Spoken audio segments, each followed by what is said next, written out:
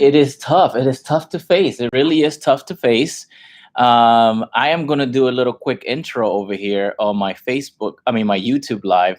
Sorry, guys. Um, we're doing a couple recordings at the same time. Yeah. So go ahead, Multitasking. Gabby, again. Yeah, we're multitasking. We're hitting all medias. Cool. There we go. There Let's you do that. go. That's much better. Hello, everyone. Welcome to my podcast, Sugar and Lemons. I'm here with Melvin Ortiz. This is his channel, but I'm hosting it. And today we're going to be talking about The power of choice, power of choice, which really comes down to why we do what we do, why we're here on this planet, why you feel that you're here on this planet. And it's going to take some soul searching for some of us. Some of us already know, I'm pretty clear, right? Yeah.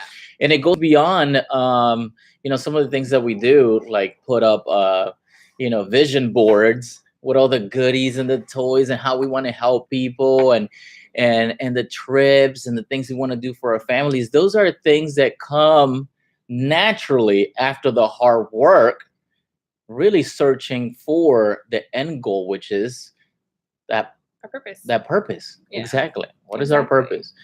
Yeah. Those cars and motorcycles and trips and all the good stuff, right? Yeah. And how much money we want to help with to other people and that kind of stuff.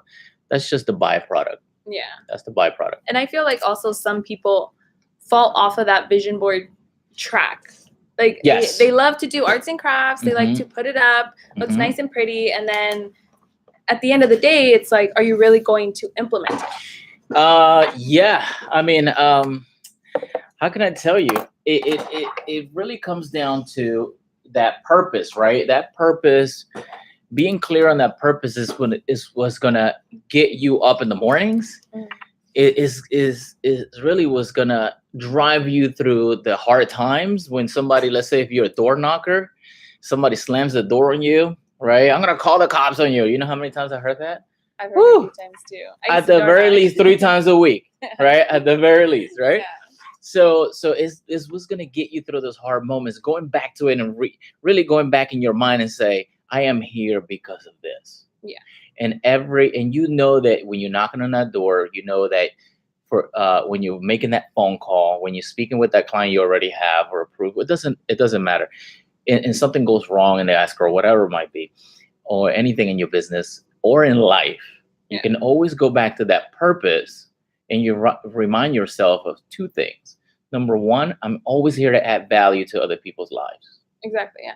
And number 2, I'm dealing with this because of this goal that I have. Mm-hmm. And that is the biggest thing that you can go back to, because it will drive you every single time. Yeah, your why. Your big why. Your big why. Mm-hmm. Yeah.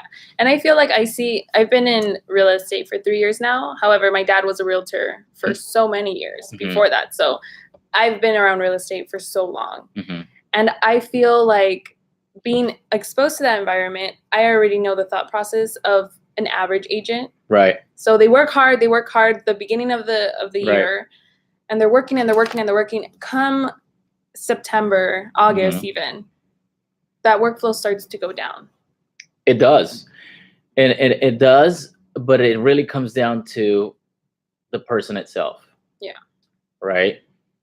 You have always had good end of the year and beginning of year. Mm-hmm. Why? Because I come from a sports background. I played minor leagues in baseball. I played in college. So I'm always seeking for the competitive advantage. Yeah.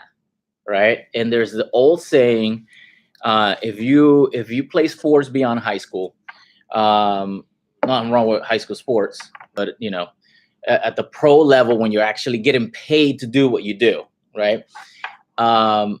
It really comes down to the winners are made in the preseason. Yeah. Winners are made in the preseason.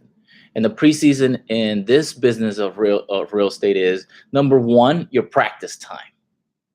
Definitely. And number 2, the effort that when you're out there, as soon as you let your foot off the gas, you're toast. Because let's do the math here real quick, right? Yeah. Let's say I start chilling right now, right? We are in the middle of October, right? We're looking at, let's just say it's 3 months to the end of the year, right? Complete.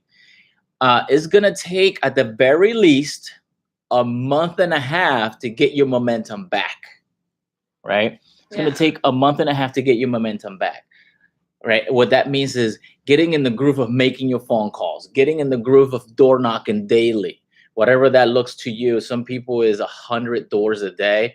I can't keep that up. I'm gonna be honest with you. That's ridiculous. I try that, even at my fitness level, I really work on my fitness. By the end of week 2, my feet are killing me, and that could be probably my age, right? So, so I do personally something that is attainable and easy to accomplish daily because it comes down to massive, consistent actions, right? The word consistency there is crucial. So I do a block a day. That's my thing, right? Block a day keeps the doctor, whatever you want to call it. You make up your own thing, right? So let's say you do 100, you do a block a day in my farm or the different farms that I'd run. That means 30 to 40 homes, depending on the block. Okay, depending on the size of the properties. My luxury farm is less than that. It's just shy of 20 homes, one block. Because the homes are bigger, the lots are bigger. So what that means is it's going to take you at the very least. The average door knocking or call calling is about 101, right? Out of 100 people that you contact, 1 to maybe 2 are going to raise their hand for somewhat immediate business within the next 3 months. That's my average. I don't know about anybody else, but that's my average. Sounds right. Right? So to get a real momentum, it's going to take you one to 1.5 months to hit enough contacts that you can list or sell to if it's a buyer, and then another month to put them in escrow. Once you're in escrow, is another month to close escrow. That's 3 months. And then it's another month for them to get their home warranty, and then you have to follow up every 30 days. Right. So it's going to take you 3 months. If you let off the gas right now in October, right, and you cruise all the way to December, guess what happens? You're not getting paid until the beginning of April, right? Because then you're starting in January. Or everybody has a New Year's resolution. I'm gonna do expires, right? I'm gonna be the king of this, right? You don't need a resolution. Resolutions are freaking stupid, guys. Sorry, I'm sorry. Be honest. We're here. You need doable goals. Resolutions are silly. Just do it. Just do it. Right? Go for it. You feel it, you go. Right? So I will recommend never let your foot off the gas. I mean, you can take a couple weeks off, but still do your client follow up. During the winter months, I go back to my hometown in Philadelphia, and I spend time with my family. But guess what? You're still working. I'm still calling my leads. Right? I got 3 hours ahead of them, so I can, schedule a text message or something like that with different systems, that kind of thing ahead of time. You never let your foot off the gas. I mean, you can go on vacations, but it depends on your situation. If you're a team leader or if you have a group and that kind of stuff, it all depends. But as a solo agent, which most of us are, don't take your foot off the gas. No. And also, I know that, or I see, better said, a lot of new agents try to work at the momentum that agents that have been around in the industry for years are at. You know what I mean? They're trying to be at that level already when they haven't been down here. Right. And here's what I recommend. Let's say if you're a new agent, right? I truly recommend, and I wish somebody would have told me this, right? Which is just do what you like. Pick 1 to 2 strategies that you enjoy. I hate cold calling. Or warm calling, whatever I tried to convince myself that I was doing at the time. I had this ritual. It was like, I'm warm on the phone, therefore they're gonna be warm with me, right? I have and then the next month I used to have this really nice office at Telus Properties in Beverly Hills with the with glass. So I had like a money booth theme. Remember the old money booths in the games, and you grab dollars and stuff. I had like dollar bills posted and stuff, and like, oh, I'm making phone calls. There's money waiting for me out there. Right? I created all these crazy things that I just to do something that I didn't enjoy. I hate it. It's not my thing. I'd rather door knock and meet people face to face. That's a little easier for me. I don't like doing it in the heat here in Southern California. But you know, I have my methods. You know, I do again, attainable goals. Right. But when you're getting started, realtors, pick your methods. Pick 2 that you know you're gonna enjoy doing consistently every day. But do a lot of it. Don't do it 6 times a week, or at the very least 5 times a week, right? Do a lot of it. If you like door knocking, then you know when you're getting started, your first couple of months, do those 50 to 75 doors. At the very least. If you like making phone calls, all right, then go ahead and do the 100 contacts a day. And there's different ways of doing that. You don't have to use your dialer every single time. I'm gonna switch my. Oh, okay. Okay. There you go. So there you go. Okay. So pick 2, but do it a lot. Do it a lot and consistently. If you like doing open houses, Alex, he's not here right now, right? We're mad early over here, right? He is killing it in the game. In the game, year 1. He's actually with having open houses. He's having a class on open houses in his first year. I don't know how many deals he has closed. I think he's like at March 14 plus, now. Right? Yeah. 14 plus, easy. He's only been here a year. Yeah. Or less than a year, actually. And his price point is really good too. I think it's somewhere around $650 or so. Yeah. Right? Here in Southern California, your average is going to be $450 to $650. Yeah. And other markets is different. I totally get it. But year 1, massive success story with that. Another person, Jordan Wang, who goes door knocking with me, my luxury real estate days. I door knock luxury homes Tuesdays and Wednesdays. Dang. $1 million plus, right? Yeah. That's how he got started year 1 last year, right? Yeah. He did 18 deals, all 850 plus, 850,000 plus. Yeah, that's right. Yeah. That's a juicy paycheck, right? Every single time, right? Yeah. Times 18, right? But why? He didn't care. He just took action. He didn't think about it. He didn't make any excuses, which I did for the longest time. I made so many excuses not to knock on a $1 million plus home. Yeah. Right. So.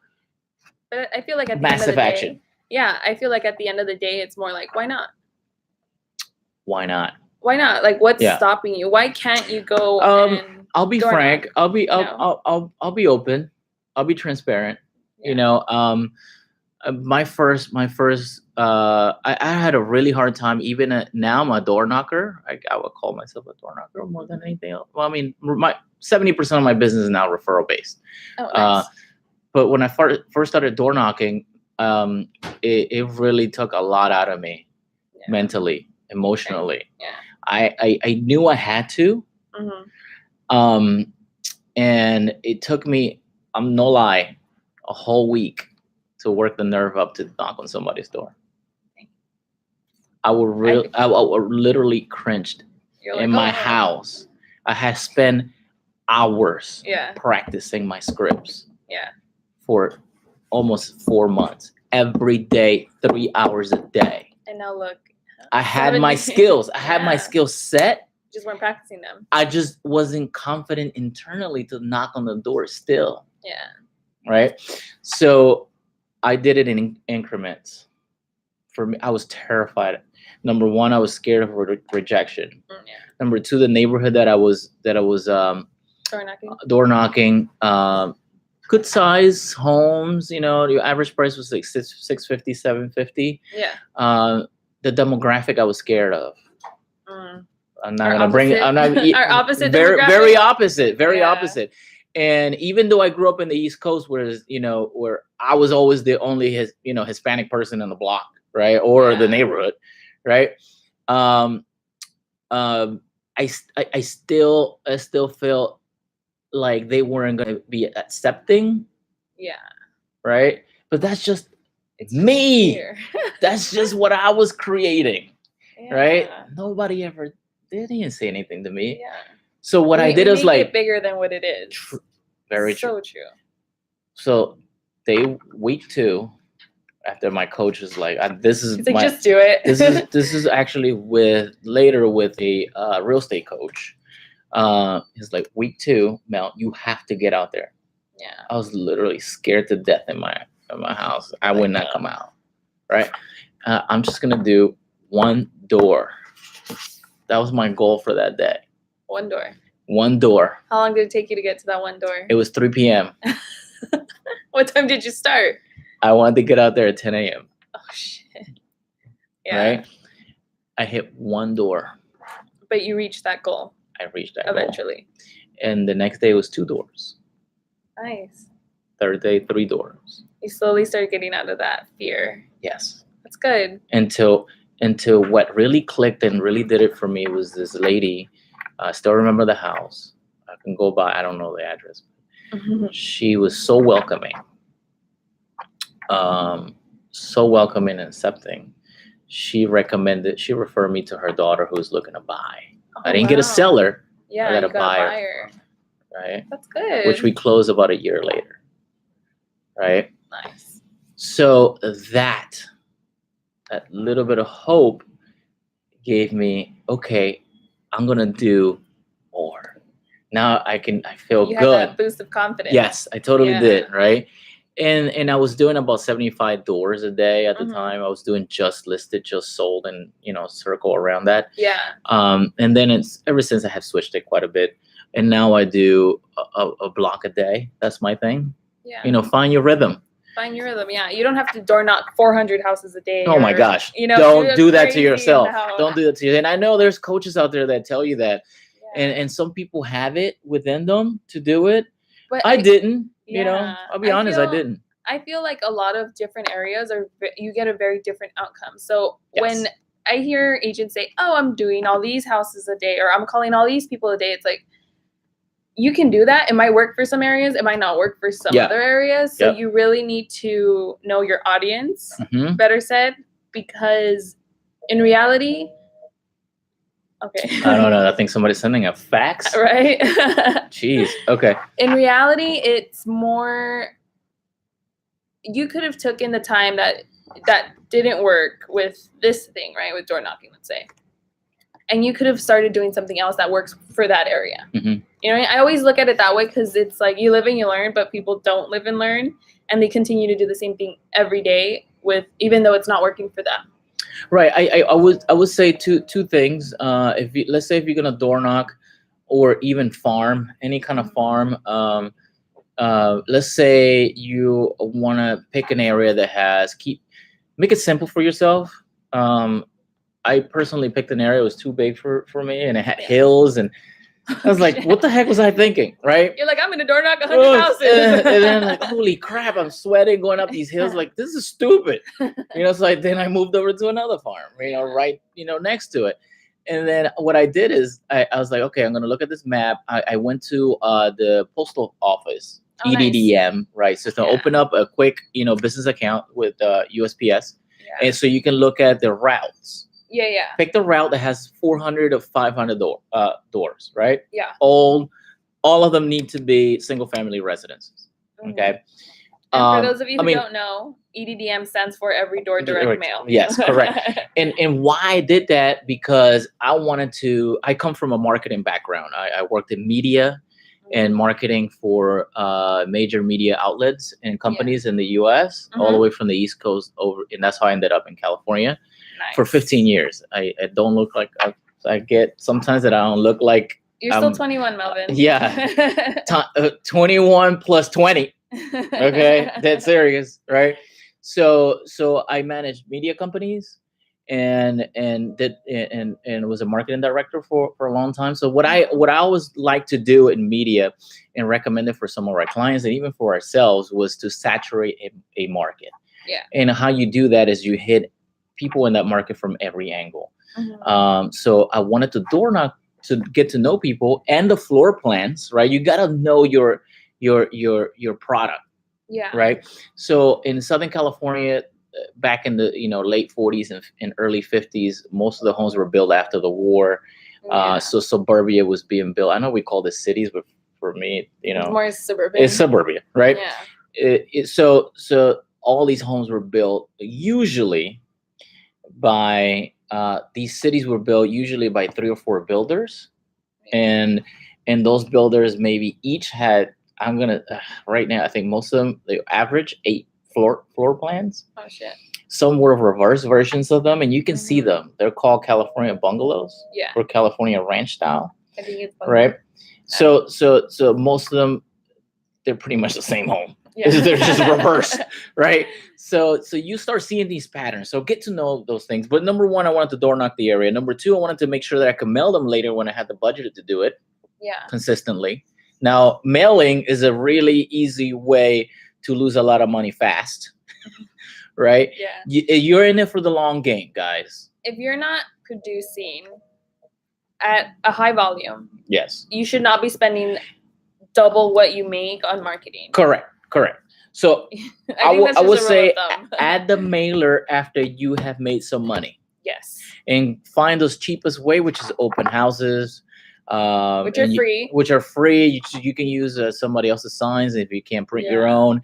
Door knocking is the cheapest.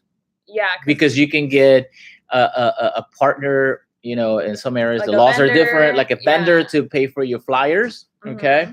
Same thing with open houses. Yep. So that's the cheapest way. Yeah.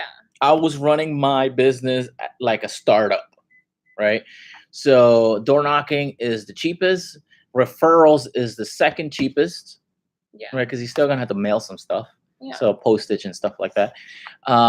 Phone calls are gonna be maybe your fourth cheapest, because open houses would be cheaper because you can get the signs for you can borrow somebody else's sign. Yeah. Trust me, nobody's gonna call you from these signs. In 8 years in real estate, I have gotten one phone call from the signs. And it was a TC, transaction coordinator, trying to get my business. It wasn't even a call. It wasn't even a call. It was just a TC. To this day, my new signs do not have my phone number. Yeah. They don't have my email. None of that stuff. It has my hashtag. Oh. I'm all about building a brand. Yeah. My logo hashtag, which is Realtor Melvin. Hashtag Realtor Melvin. That means it is a really nice logo in the directional sign. On acrylic board. It's cool. It's super fancy. I like nice, clean designs. Right? Fix says hi. Yo. Oh, we have plenty. Oh my God, guys. How you doing? Jeez. He's neglecting Instagram. I'm sorry, bro. Oh, we miss you too, bro. He's like, we miss you. Okay, here we go. And then, so I wanted to. Well, we were talking about the cheapest. The cheapest, yeah. So pick one of those 4. Those are gonna be the cheapest. Phone calls is gonna cost you a little bit. You got to get the data. Number one, that will cost you some money. Number two, the auto dialer. I highly recommend that. I did it for a while without an auto dialer, and man, my fingers were hurting after a day. You have to physically download it. Back in the day, pain in the butt. Get the 3. Mojo's a really good one. Mojo's good, but you want to get the data from somewhere else. Like the Mojo and data is not that good. Yeah, Title reps can help you with numbers. You have so many resources, and that's so funny because I hear it here all the time. You have so many resources. Yes. And you don't use them. Yes. Yeah. You got resources. We're not saying who. We're just resources. You know who you are. Yes. So I would recommend pick the top 2 that is the cheapest and just go to town and go hard on it. Yeah. Right. So for me, I picked the EDD because I knew eventually I wanted to EDDM the farm. Yeah. But the mailing, the return on investment is 14 to 18 months before you see somebody call you back. Yeah. Okay. So keep that in mind. You got to have the budget and the patience to do it. So what I wanted to do is, number 1, door knock my area. Number 2, call my area. There's different ways you can do that, guys. Mm-hmm. We're getting away from topic here. I think we're talking about strategies, right? Instead of the purpose. It's okay. It's a strategy. But the newer agents, right? You want to saturate the market. So you want to call the area, right? So you want to do call resources, download the area that you're doing, start calling just sold, just listed, or introducing yourself. You can also slide dial people, right? Which is a system that you leave a message straight to voicemail. You can text, mass text. You can do that too. to not to Lion's desk. Right, to line. Yeah, you can go ahead and email an area. You can do so much. You can grab that email and those phone numbers and drop it into Facebook. So now you're doing digital marketing to those contacts. Okay. Yeah, there's so. You can run YouTube ads. You can run Google Facebook, ads. Right. Instagram. Plus, now you're also hosting open houses in that area only. Mm-hmm. So you're doing face-to-face. Yeah. Doing mailing. Doing email. You're doing social media. Right. Yeah. And you're doing in the advertising world something called in person if you're door knocking. Right, in person. And then in the advertising world, we call it out of home, which is a billboard. Your billboard is going to be your sign on the streets for the open house. Yeah. Okay. That will also include like benches when you have a budget, billboards and that kind of stuff. Okay. Out of home, or even like a kiosk at the Ralph's or supermarket and that kind of stuff. You know, sponsorship. You have fans out there, Melvin. Hey, Katie. So you can you want to saturate a market. Yeah. To get rolling. Yeah. And that goes with from $100,000 home to a $20 million home. It does not matter. You want to become the voice of authority in an area. You want to be the face of that area. Yeah. Expose yourself and really market yourself. Because I think that all just wraps around our topic as well, the power of choice. Like you said, you're choosing to use these strategies. Yes, and let's wrap it around to that. Yeah, to the topic. So the why we do this, right? So the end result of all of your hard work is not just the money. The money is the byproduct of your hard work. Yeah, it's like gonna come. It's the reward, right? It will come. The money will come once you put in the massive amount of effort. Yeah, I feel like that's important. If you approach this like a blue collar job, you're gonna be be killing it, because in the process of you door knocking and calling and getting to know you're gonna get to know the product. Yeah. You're gonna get to know the people. What you're doing is you're mastering your craft. Yeah. You're mastering what you do. You're mastering your area. Yeah. I feel like a lot of people don't take the time to actually do that. Like they stick to one thing. Right. And they listen to what's working for everyone else, but they don't take the time to do what works for them. Right. And you gotta stop looking at gimmicks. This is a long process, people. This is not gonna be like $1 million listing, and I'm gonna make it big in like 2 months, 1 month, and I'm just gonna post cute pictures of myself on Instagram. Yeah. Right? And people are gonna come to me because I'm cute. No, this is for real. Yeah. You want to approach this no different than a Kobe or Jordan would approach this. Yeah. They had talent, God-given talent, and then they put in the hard work to get it done. Definitely. 4 a.m. practice, lifting. I'm like 4 a.m. So for us, it's script practice and objection handling. Get out there, and if practice in your car. Yeah. Before your door knock. Or before a listing presentation. Before a listing presentation. Get pumped. Get in there. Get dirty. If they say no, man, at least I got up to bat. I got off the bench. Yeah, it's a practice run. It's the long game, guys. It's not gonna come easy. So why I do what I do, it goes back to my childhood. Yeah. You know, man, have you guys seen that movie Slumdog Millionaire? Yeah, I have. So, you know, my grandma lost her mom when she was 6 years old. 6 years old. Yeah. By 7, she had to leave school to work. Damn. Not in the jungle in Panama. That's where my family's from. That's where I was born. But she picked, bananas for a living for a while. And she worked her way out with no education out of a really small little shack in the middle of nowhere and went to Panama City. And obviously she didn't have any money and education. So she moved to a really well-known ghetto in Panama. Yeah. And, I was born there, actually. I was, she got out of the really bad slums into a nicer apartment in the slums. Right? Yeah. Some newer construction for public housing. And that's where I grew up the first 8 years of my life, 9 years of my life. And even though I didn't feel like I grew up really poor at that time, I still felt, and I saw what it meant to get out from there and come over here, because I could see it from my window. Yeah. We had the top floor. My grandma with no education, very little background, a professional background, was able to get a professional background in printing at a print shop. She started just buying books and stuff like that, and then she got a better job somewhere else, and was able to move my mom from that really bad slum. There were 27 rooms in that building. 27 rooms, one bathroom, one woman's bathroom, one male bathroom. You guys all had to share that one bathroom. They all had to share. I wasn't around at that time, but they all had to share that one bathroom. Yeah. In a small little room with my grandma, alcoholic grandfather. My mom is going to kill me for saying this in public, right? Who was also a gambler, right? Which my grandma threw out after a while. Yeah. She is no nonsense, man. This woman is tough, right? And she's like, not today. Right? Not, man. And my two uncles. So, 3 kids and 2 adults in that small little room, 10 by 10 room.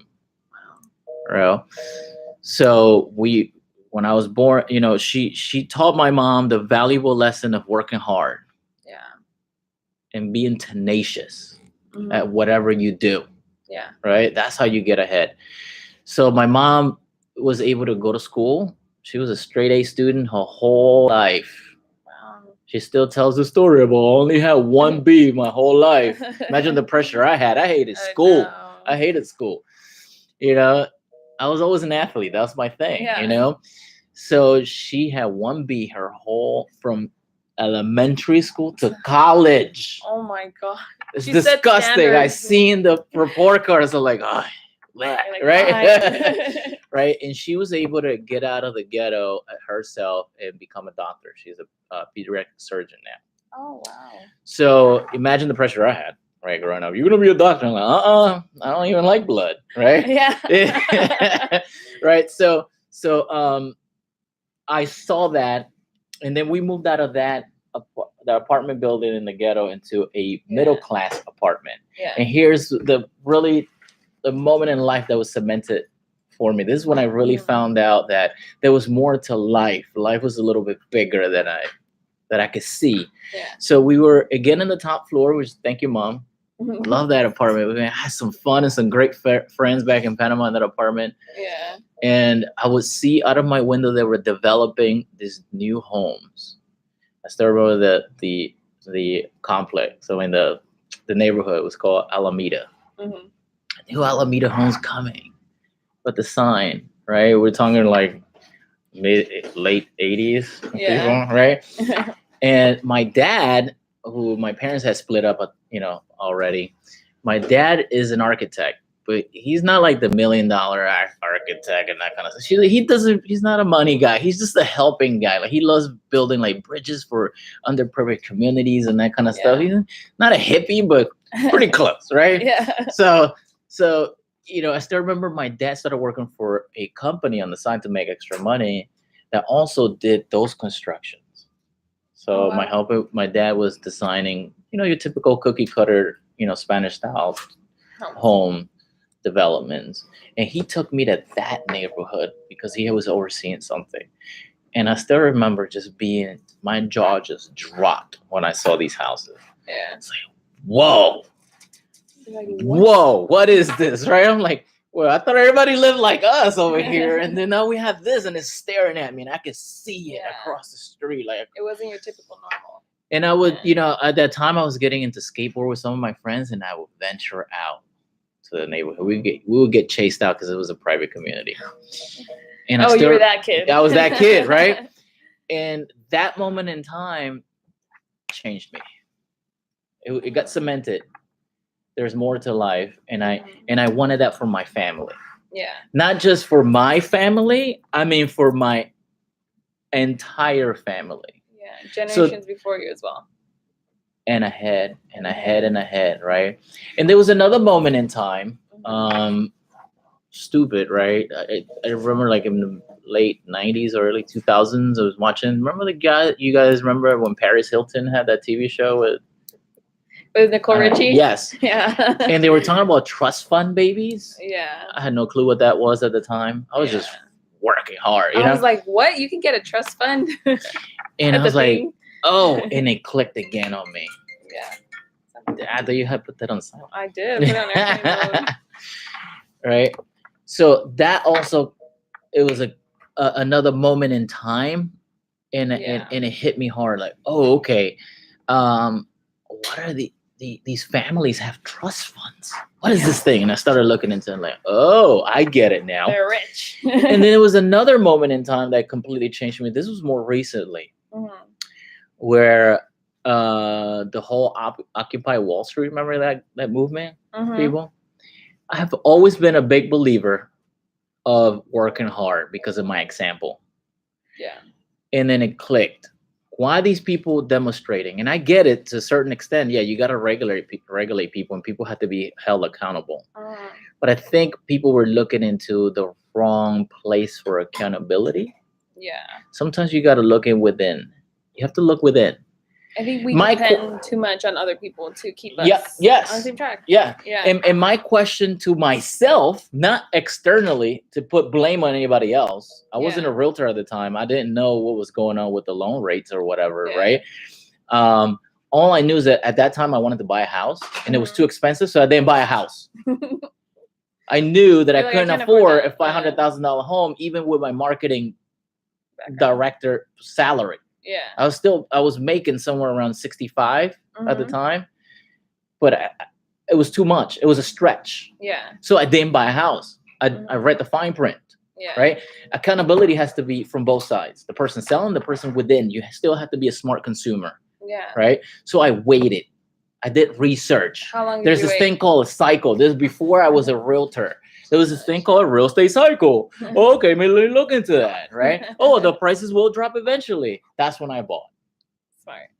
I waited. I feel like some people are like, oh no, the interest rates are going too high. Right. Let me buy now. Right. Yeah. So that moment in time, the Occupy Wall Street made me search within, and I really asked myself, wait a second. What am I doing? Yeah. To not be part of the 1%? Why do I have to complain about the people who had taken the risk, or some of the families had taken the risk in the 1900s and in 1940, whatever it might be? They built a business to make all this money. Why am I not doing that? Yeah. So I can help my family in the future. Yeah. I went within instead of externally. I'm going to put it on myself. You switch that mindset to build that wealth for my family. And for me, it comes down to the power of choice. I want to be able to choose. I want to be able to choose, right? That's really what it comes down to, man. It's like an onion. You keep peeling, right? And it comes down to why I want to, number one, I want to help. Yes, I want to help my family. I want to give my mom a beautiful retirement. So she can choose wherever she goes. Yeah. If she wants to go travel, she loves traveling. Mom, there's a trust fund for you. Yeah. Away from the retirement money you have put away, so you have spending money to go on your trips, your favorite trips. Yeah. Your house is paid for. You don't have to worry about your house. Wherever is it that you want to buy it at. Yeah. If you tell me, Mom, you want to go back to Panama and retire in Panama, there you go. You go. I'll meet you there from time to time, right? I'd rather have you close by, but this is what your heart tells you to do. I want to be able to provide that for you, since you have given me the gift of life. Yeah. Right? I want to get teary-eyed. Sweet. Right? Anyway. Guys, take notes. It's like you treat your mom. Right? So that's one of them. And also away from the power choice for myself. Yeah. Right? I felt trapped for so long at my job.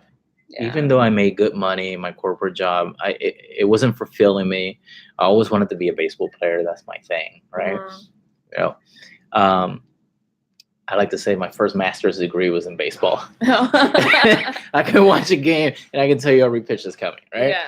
So I want the power of choice for myself. Mm-hmm. I want to be able to do what I want to do, whenever I want to do it, with whomever I want to do it with. Yeah.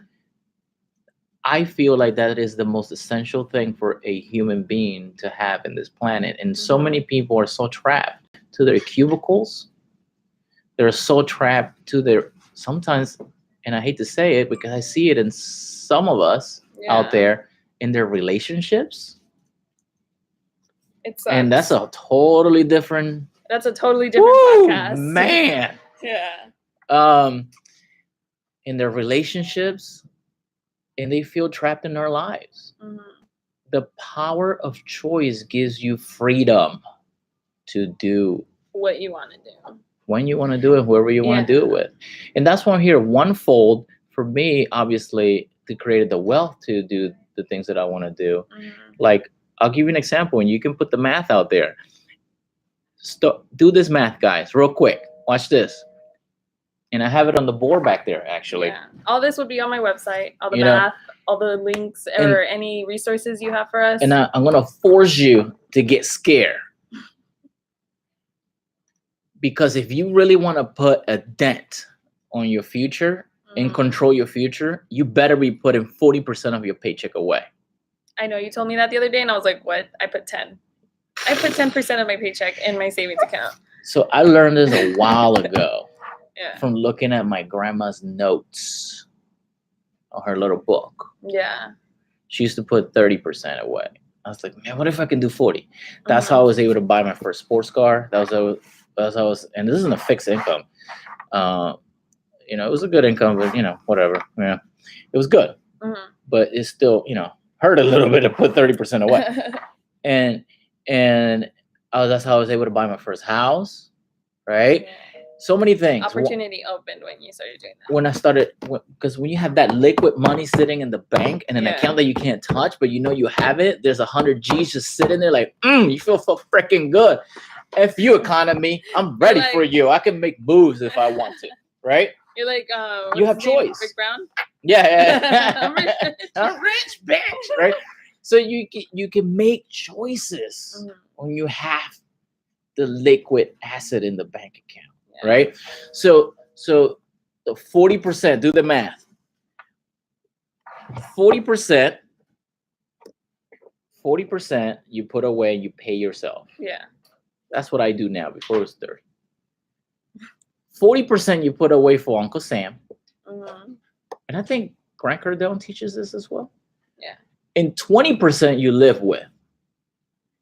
Some people have you ready to get scary? A bougie lifestyle. You're ready to see how scary this is right now? Look at your 20%. What's your 20% monthly looks like? What kind of lifestyle you really should be living if you want to have the power of choice later in life? Right? You can live it up now. You can go to Vegas and spend your money and post cool pics. I feel guilty because I'm going to Vegas. And don't get me wrong, you can have that though. You can have that. I did it. We went to the Manny Pacquiao and Mayweather fight, and I'm not gonna lie to you, that end bill was like, yo, I could have bought a car cash with this money. It's ridiculous, right? But that all came from my 20%. It didn't come from my 40%. It took me a while to get there. Yeah. Right? So you have to build it up. You got to build it up. Yeah. Right? What is that 20%? What kind of lifestyle you're living with? You should be living with that 20% if what you want is freedom. Mm-hmm. Money gives you the freedom. It's not the answer to things. It just buys you the freedom. Yeah. Right? So that 20%. You guys did the math already? Do the math. Do the math. Did you guys do the math already? Let us know on Snapchat. What's up, guys? I see you here. Instagram, on my website. Let us know what your math was and how you can really live. Comment below, right? Yeah. What does that 20% look like? Now ask yourself. Okay, this 20% is to buy me the life that I want. For me, last year was like, oh, hell no, this is getting really tough, right? Because my sales went down quite a bit because I revamped my business completely. Yeah. And it has forced me to start door knocking luxury homes. Why? Because for me, I wanted to, that moment in time back in life, like, man, those homes are so cool. Yeah. I want to be part of that, but I always made excuses not to be. Dang.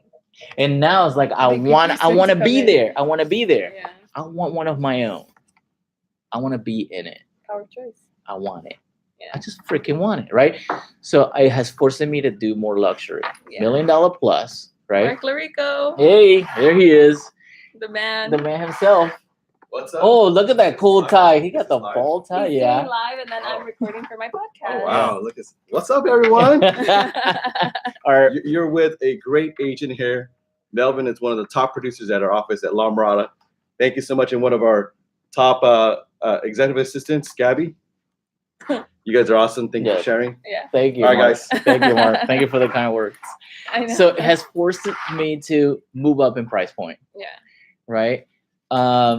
Volume, yeah, it's cool. For me, it's like, man, what really motivates me more, it would be being part of those luxury homes, because I enjoy it. Mm-hmm. My dad was around it. I wanted to be part of it. It's just more exciting for me. Whatever excites you more, right? Yeah. So it has forced me to really make my 20% come up, right? Because there are certain things I want to do. I cringed when you said 20%. Woo! That's not It's scary. It's scary because now you look and you're like, oh, dang, right? My 20% for me personally, I'll be clear. I'm transparent, right? And this is not to brag or anything. I want to be. I'm not. I want to be at 20K a month on my 20%. That's the kind of life I want to live. Yeah. Because it's not just the life that I want to live right now, because I know that 40% buys me what I really want to buy in the future, which is apartment buildings. That's what I want to buy. I want to buy apartment buildings. Yeah. Right? And he's gonna. I want to have at the very least somewhere around 500 doors. Yeah. And the fastest way to 500 doors is apartment buildings. Mm-hmm. That's a different topic. When it comes to real estate investments, Mm-hmm. I'm a bigger believer in apartments versus single family homes. Yeah. There's just more risk on the single family. And I've gone through it myself, and it's when somebody leaves, it's like, I gotta carry that note now. You know what I mean? Like, Anyway, this is a whole nother topic. So that 20%, guys, what does that look like? You looking at it? Are you happy with that 20%? How's that 40%? Multiply that by 12, right? And then multiply that by 5 years. What's that 40%? You have to write that down for me so I can put it on the. Yeah, I know. And what does that 5-year savings look like? What does that buy you? What does that get you? Yeah. Where does that take you in life? Where does that set up your family? I think that's a good, to leave them there. Really leave them thinking. Yeah. And then have a part 2. Yeah, we can do a workshop on part 2. Yeah. On those percentages. Actually, a live video and all that stuff. And have other agents on here as well. Oh, yes. Oh, my God. It's scary. It's so scary. It gets scary. I cringe. I'm sweating right now. I have a cold sweat. 20%. I know, because it's like, look, in my first, I've been a realtor for 8 years now. First 4 years were part-time. So I still have by then I was like almost 100K back then. Mm-hmm. Yeah, I was like 100K in my full-time job. So I sold maybe an average of 4 to 5 homes every year as part-time. So that was fun money, right? The extra cash on the side. It was cool. In my first year of real estate, man, I was doing 20% savings only. Mm-hmm. I got comfortable.